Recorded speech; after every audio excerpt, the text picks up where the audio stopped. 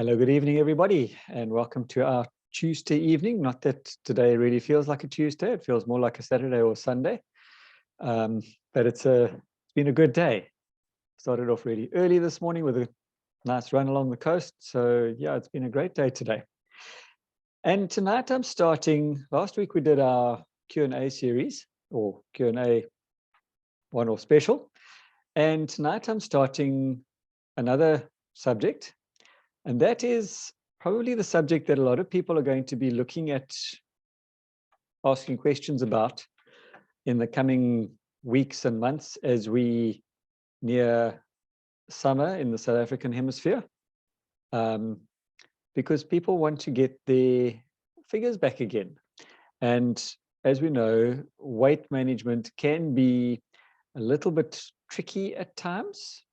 And I won't use the word diet, because diet is what you eat. Nutrition is what your body can absorb. And weight loss is also a bit of a misnomer, strong term. People don't always like to use that particular terminology. So I'm going to talk about weight management, because it's not just go on a diet for a short period of time, lose a bit of weight, and then you're happy, and then you start all over again with your bad eating habits and eating the wrong things and not exercising, etc. So I'm going to talk about weight management, because that's exactly what it is. It's you want to get to your ideal weight, and you want to manage that weight. In other words, you don't want to be increasing dramatically, you don't want to be decreasing dramatically, you want to keep it consistent and keep a consistent healthy level of weight, because too much weight is unhealthy, too little weight is unhealthy, and keeping on directly on the level can sometimes be a little bit of a challenge. But if you really break it down and look at the science behind weight management, it actually shouldn't be much of a challenge. It should be quite simple and straightforward. So I've borrowed the information from one of our News You Can Use leaflets that we got, or info sheets that we got a while back, and it is available in the back office for those who want to go and look it up.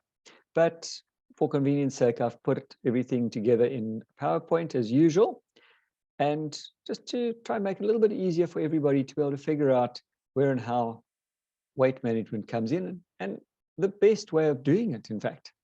So let me share my screen and get to this one and lose this one.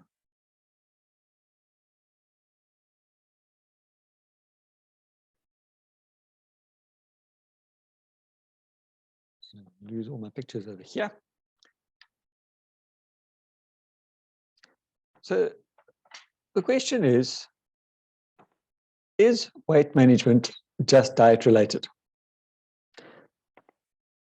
Achieving and maintaining a healthy weight includes healthy eating, physical activity, optimal sleep, and stress reduction. Who knew that stress could cause weight problems, as well as sleep for that matter? Several other factors may also affect weight gain. Healthy eating features a variety of healthy foods. And there is a debate about there as to exactly what healthy eating actually comprises of, as well as healthy foods. Fad diets may promise fast results, but such diets limit your nutritional intake, can be unhealthy, and tend to fail in the long run. As I said, diets don't generally work, specifically the way most people understand the word diet. Diet is what you eat. It's not a time where you basically starve yourself for a couple of weeks, or eat watercress for a day or two because you want to suddenly lose out on 40 kilos of weight that you've put on. Newsflash, you didn't put it on overnight. you're not going to lose it overnight, because losing weight rapidly is just as unhealthy as putting on weight rapidly is. So how much physical activity you need also depends partly on whether you are trying to maintain your weight or lose weight. And by physical activity, again, we don't mean going to the local gym and finding the heaviest weights there and push weights all day and every day. No. Yes, by using weights, you can tone your body, but you don't want to be pushing extra heavy duty weights continuously. That we'll leave to the bodybuilders. If you are not a bodybuilder, don't worry about all those fancy machines and everything. Just do some physical activity regularly. Makes a big difference. And walking is often a good way to add more physical activity to your lifestyle. What's the simplest way of getting some walking in? Well, if you don't have a local park run like I do, or you don't have a lovely long stretch of road like I went on this morning, where there were a lot of people out walking, taking their dog for a stroll, running, cycling, etc. Well, the next time you go to your local shopping center, find the parking spot that's the furthest away from the entrance and walk. I've actually got a couple of patients who are concerned about walking in their neighborhood, so they go to the shopping center and they do sort of like a power walk from one end of the center to the other a few times, because shopping centers generally are quite large, and you'll be surprised how quickly your walking adds up. On average at work, I do between 5 to 8 kilometers of walking a day, yet it doesn't feel like it, because my office is approximately, I suppose, 200 meters away from the local hospital, and it's up and down there 3 or 4 times a day, up and down a few stairs, wandering around the wards. Before you know it, you've hit your 5K mark. It doesn't take that much. Now, managing your weight contributes to good health now and as you age. Starting early is the best time. The earlier that you can get a child onto a healthy eating habit, the better it is as they get older. In contrast, people who have obesity compared to those with a healthy weight are at increased risk for many serious diseases and health conditions. Now, sadly enough, if you go and look at primary schools these days, there are an awful lot of obese children there. And I look at them and I feel very sorry for them, because I know what lies ahead. Obese children become obese adults, become doctors' best friends, but also a bit of a nightmare, because treating an obese person is extremely difficult from many different factors. So how bad is obesity? According to statistics, the obesity rates in South Africa are increasing rapidly, with almost 70% of women and 40% of men either overweight or obese. The rates overseas, I think in the States, are around about 50% in both men and women. Worldwide, the number of overweight adults was reported to be more than 1.9 billion as of 2016. This is about 1/3 of the global population. So if you were ever worried about finding customers, well, have a look around for the obese people. There's a lot of them. They all need our help. Now, of that huge number, over 650 million were classified as obese, because overweight isn't always obese. And now this represents an almost 300% increase since 1975. There is a scary thought.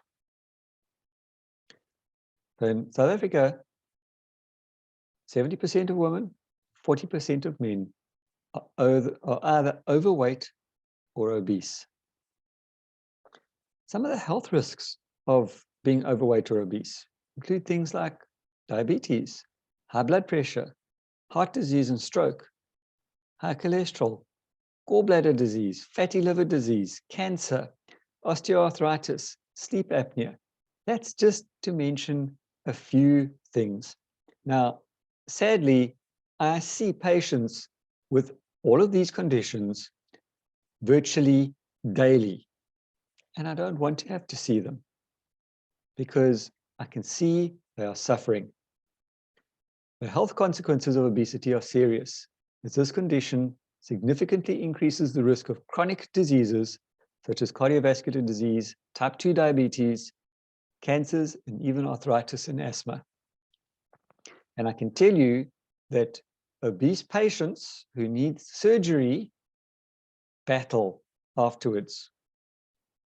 It is a risk to be on the theatre table. It is a battle to recover, and almost invariably, recovery takes significantly longer than what it should do, and quite often with what we call sequelae or other issues developing as a result of their obesity. The rise in the numbers of people affected by these conditions around the world has become a severe health and financial burden to societies and families. If you think about it, I'm not 100% sure the exact stats, but in the region of about 4% of people in South Africa are currently able to afford to be on a medical aid. That means 96% rely on the state for health or healthcare. And we know what state healthcare looks like right now. And you and I, who are paying tax, are paying for that. Obesity costs a fortune. The Centers for Disease Control and Prevention, so the CDC, summed it up simply when they said, obesity is common, serious, and costly. You know that saying, costing an arm and a leg? Well, first of all, do you know how much an arm and a leg cost? I do, because we make them. And obesity probably makes an arm and a leg look cheap in comparison. The reason why overweight and obesity cause such an escalation in the incidence of other chronic conditions is primarily because humans are great at storing excess kilojoules as fat. And that fat tends to be visible around our waist area, called central or abdominal obesity. But it may also accumulate within our organs, such as our liver.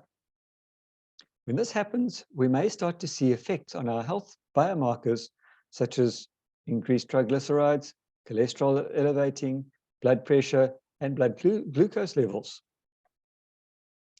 And these markers, along with our waist circumference, are used medically to assess whether we are moving towards the condition called metabolic syndrome, or METS, or away from it.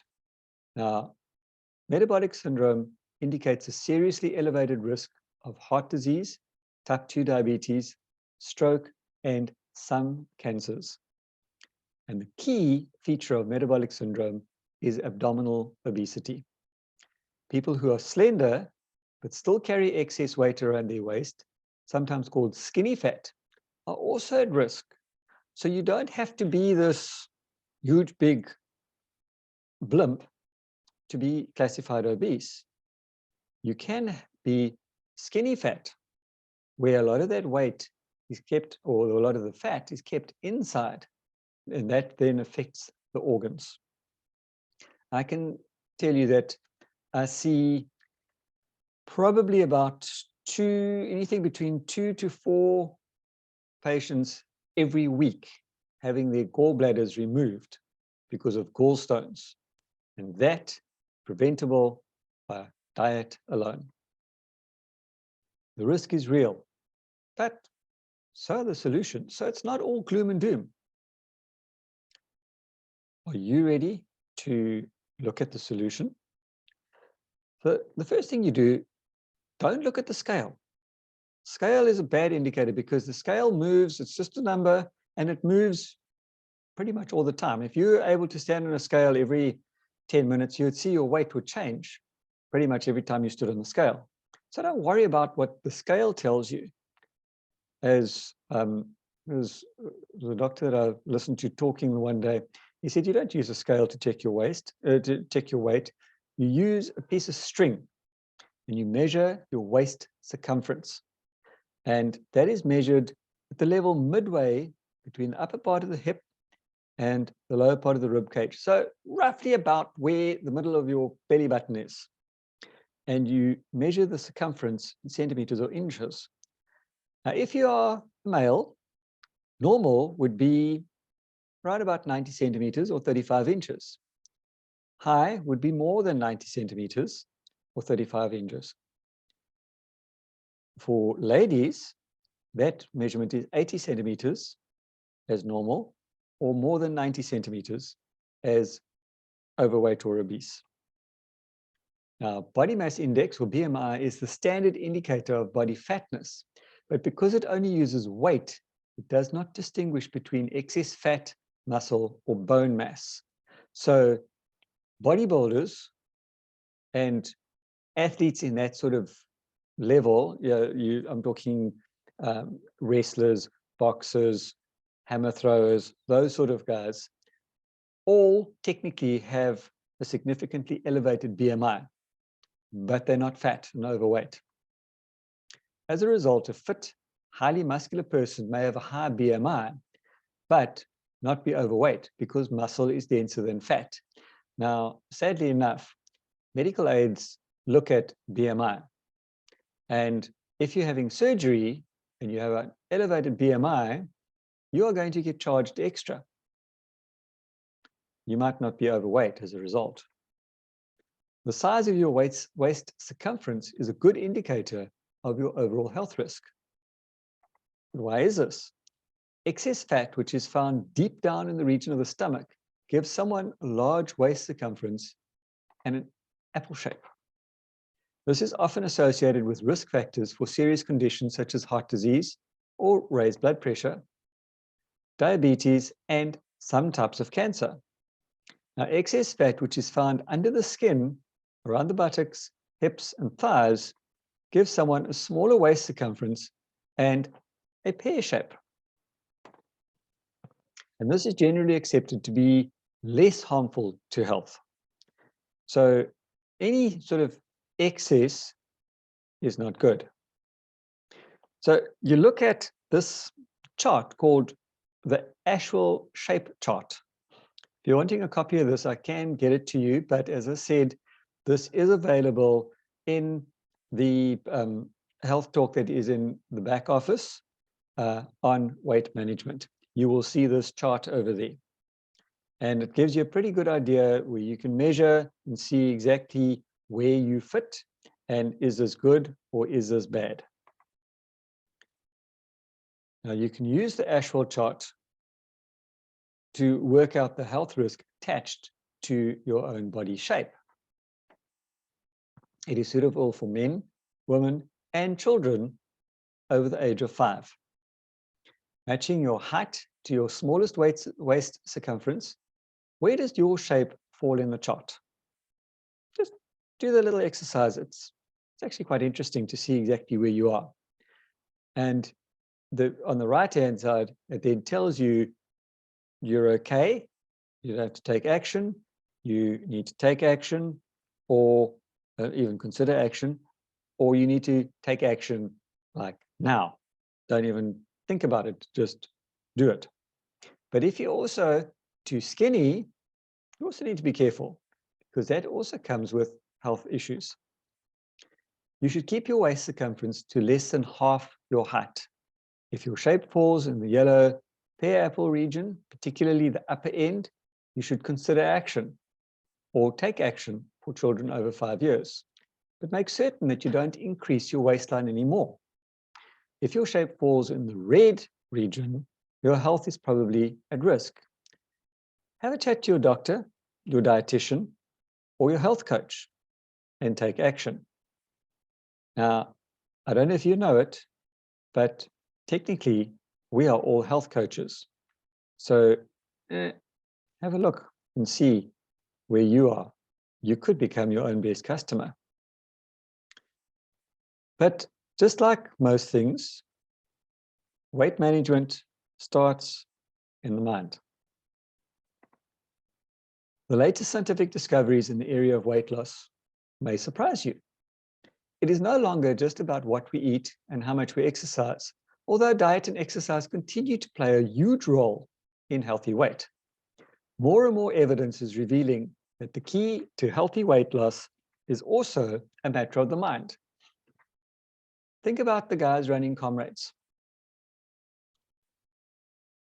Pretty much most of them will run the whole way, and their bodies are able to do it. But marathon running, if you chat to any marathon runner, they will tell you the marathon is run in the mind, not on the road. You can get your legs to just carry on and do their thing, but marathon running is in the mind. Any running for that matter is in the mind. In other words, don't worry, you've got this, you're in control, and you read this to yourself every day.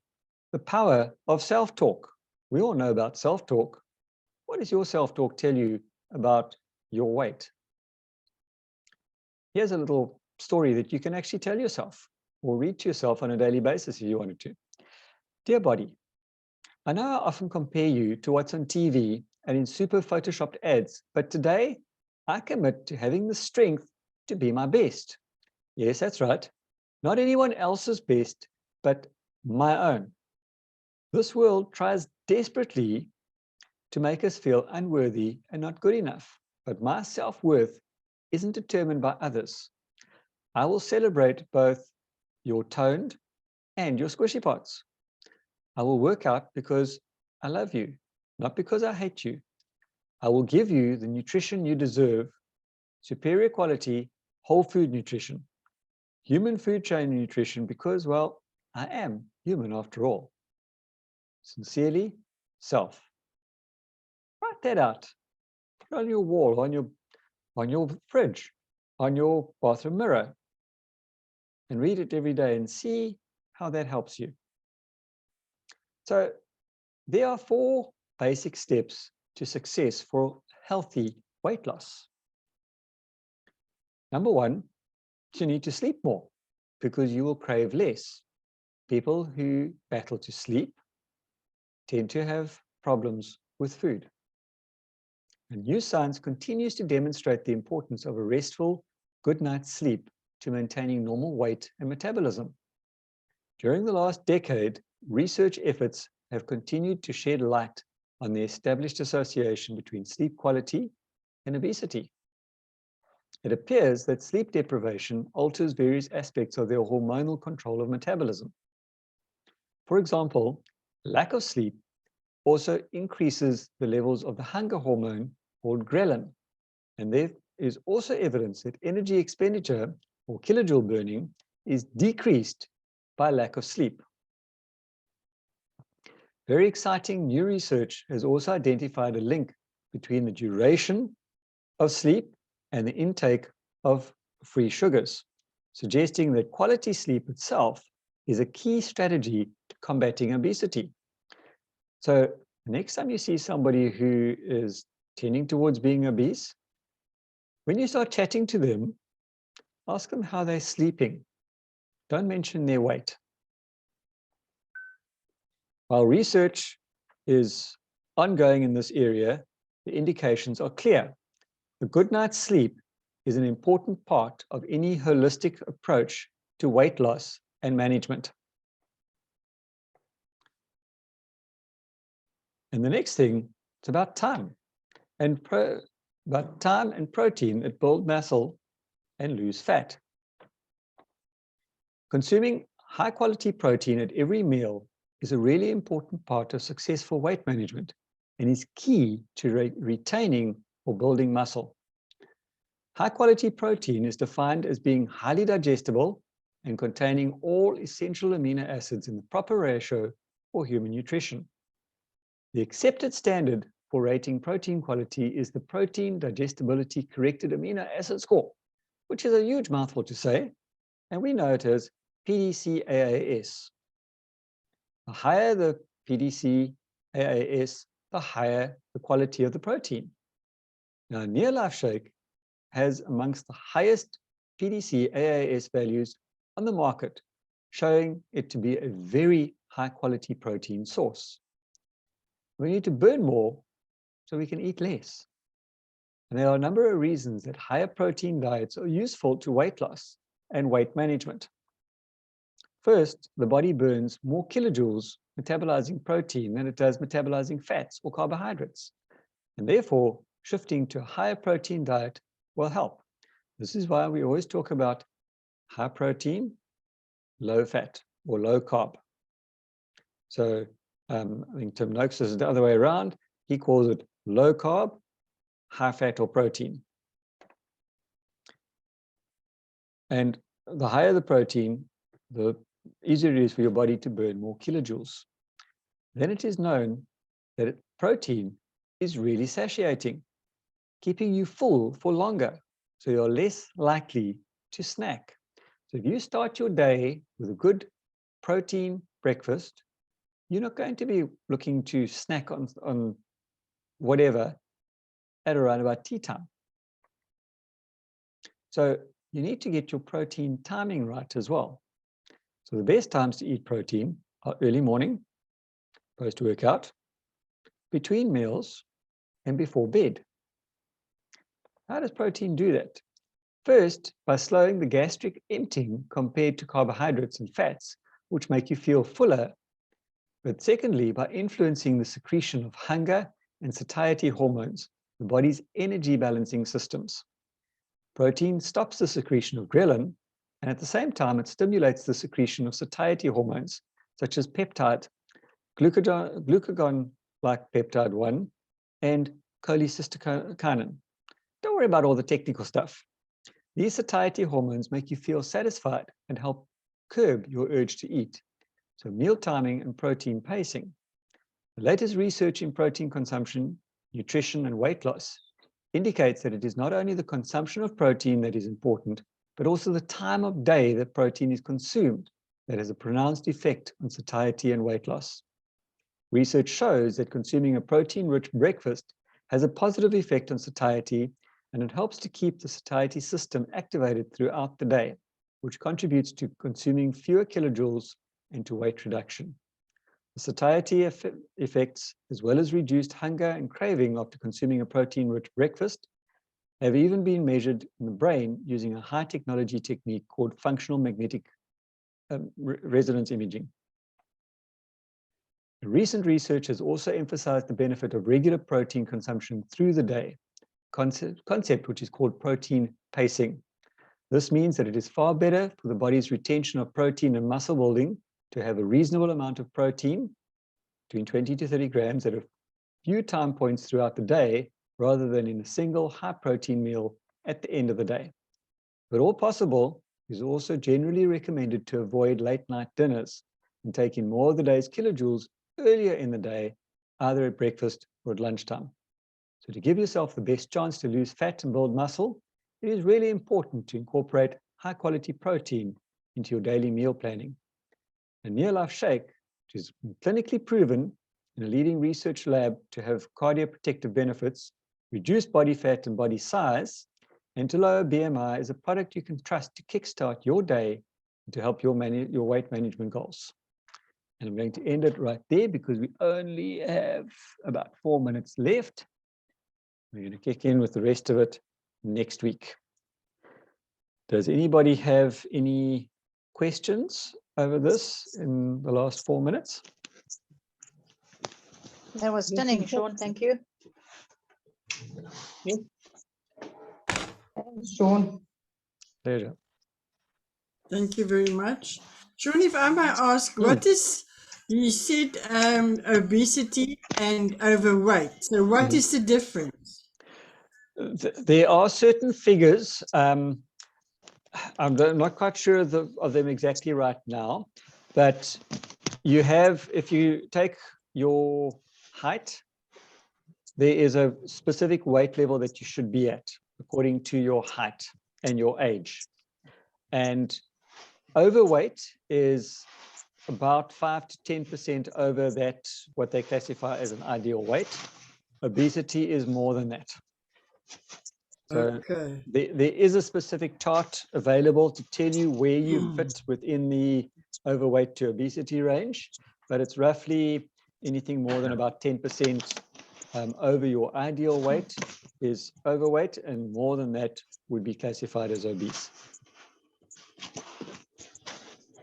Sean, Yes. they also say you shouldn't eat supper after 6 o'clock at night. Is that right?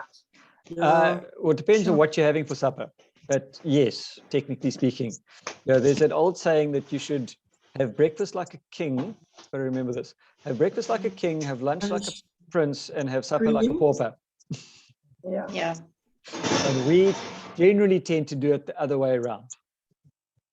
Yeah, we do. Funny enough. And if you go to Johannesburg, they only start eating after 8. So they Yes. all work until about 8. Then they go out for supper. Hardly any of those people actually eat at home. Yeah, and quite often that is the only meal that they have in the day too, which also Yes. isn't that good. Yeah. Cape Townians tend to do this a similar sort of thing. Yeah, in Mauritius we eat it. People eat very late as well. If I could just say, you know what, the elderly people, I remember when we grew up, and especially the grannies and great grannies, when the kids are a bit fat, you know, a bit overweight, they said, "Oh, you look so beautiful and healthy." Meanwhile, it's not the case. And years ago, I were overweight, and I tell you, it's not comfortable at all. With the tubes around your side and your stomach, you can't bend, your bra is, you can't sit. No, it's very uncomfortable.